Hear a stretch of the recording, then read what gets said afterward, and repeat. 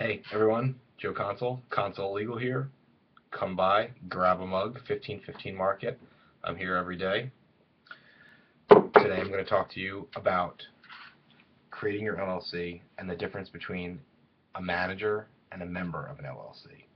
So when you create an LLC in PA, you file your various documents with the state of Pennsylvania, you pay your fee, and then privately you create your operating agreement.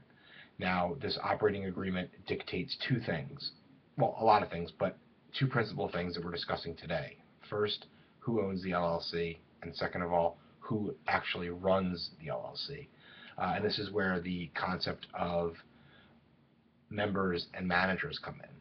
Your LLC members are effectively the owners of the LLC. They are akin to shareholders of a corporation. They're people that have an actual stake in the profit of the company, and oftentimes they're going to be the initial founders of the LLC. If it's a two-man partnership LLC, that it typically will be those two guys, but also you can set up companies where you've got people involved who are both the founders, and you also have people involved who are investors, and these are people who receive profit from the operations of the company, but you might not want them to have actual control over the company. You might not want them to be able to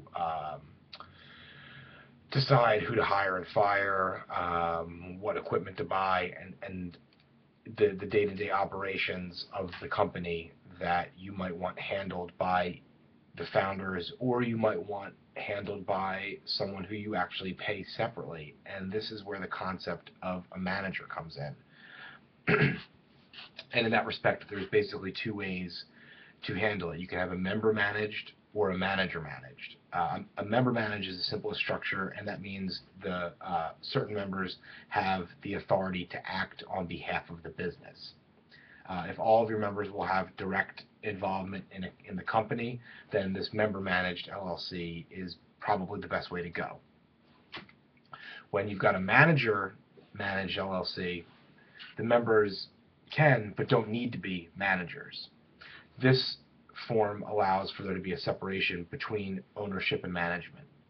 A manager managed LLC is generally used when there are passive members, like I said before, those people who might be investors in the company, receive the profit, but don't have a say in the day-to-day operation.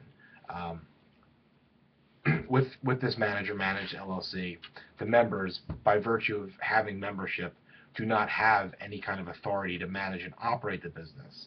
Instead, they have the authority to elect and also remove the managers of the company. And that's kind of where it stops. So it's more presidential in that you get to vote for president, but you don't actually get to make the decision. So you are choosing wisely, but your choice kind of ends there. So it's the members choosing the manager, and then the manager actually making the decisions. And a process in your operating agreement will exist for how we hire and fire these managers. If they get out of hand, what do we have to do to call a meeting of the existing members? How do we handle that? Does the actual manager get to come to that meeting and plead his case, or can it be done behind closed doors? What constitutes a quorum in terms of voting for firing or removal of a manager? It's important that in these manager-managed LLCs that there's all sorts of certain rules germane to how you want the manager to behave. Since it governs the management of the company, the operating agreement, there you need to clearly establish the roles of the managers and the members. I